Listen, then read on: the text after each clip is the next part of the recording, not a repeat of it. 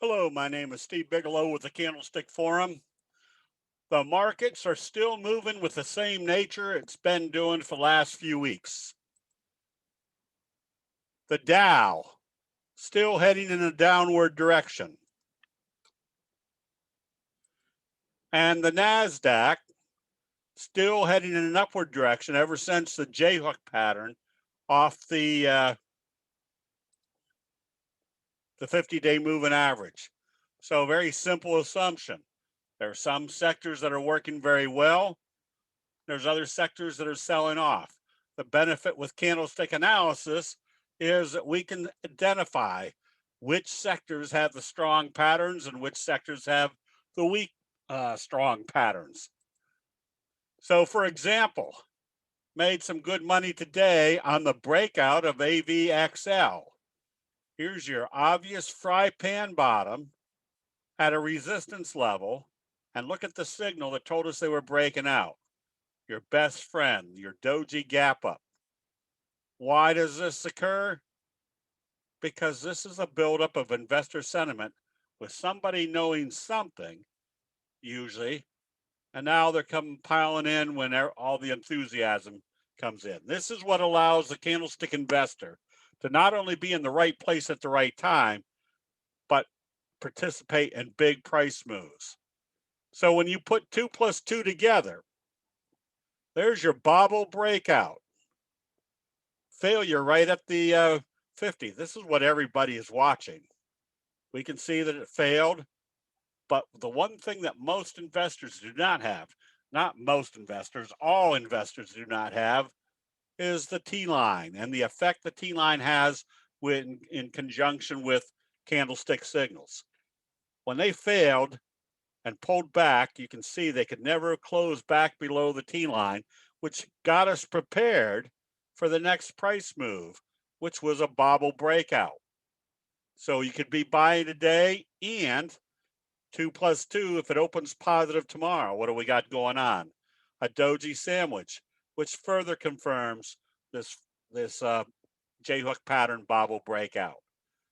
All these analyses are based upon high probability results from what human nature normally does.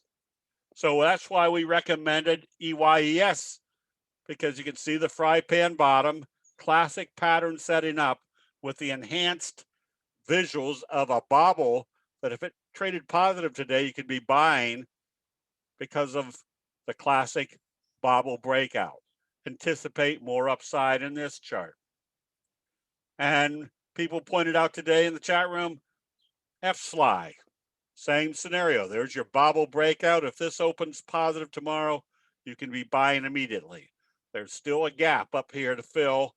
So wave 1, wave 3, the same as wave 1, could take you up into that territory.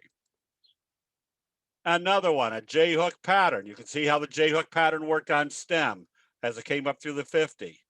Now you've got another J-hook pattern, again, more clearly visualed based upon it supporting right on the T-line. Again, nobody has the T-line on their chart. We've got that added benefit of seeing exactly what human nature is doing at a natural support level. If this opens positive tomorrow, anticipate wave 3 going through the resistance level.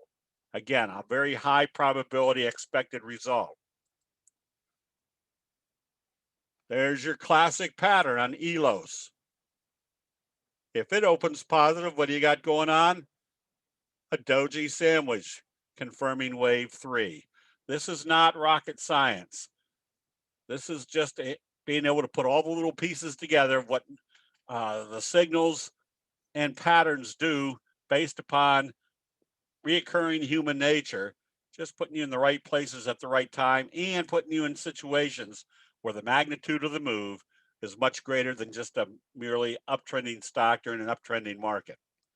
Same thing on the downside. When you start seeing sell signals, we could see on our recommendation on Louisiana Pacific, there's your sell signal, there's your double dojis.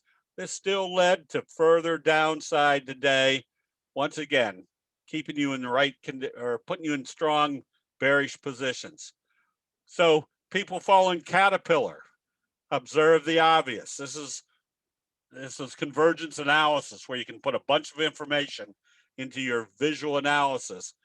The Doji's failing right here at this resistance level, then closing below the T line, then doing a bearish Doji sandwich, which implied there'd be more downside, which told us the 50-day moving average wasn't going to act as support. Okay, continuing to take you down. Somebody was asking today, can we short Caterpillar here? The whole point of candlestick analysis was identifying that this was the areas to be going short. This is the area to start looking to take profits on your short positions.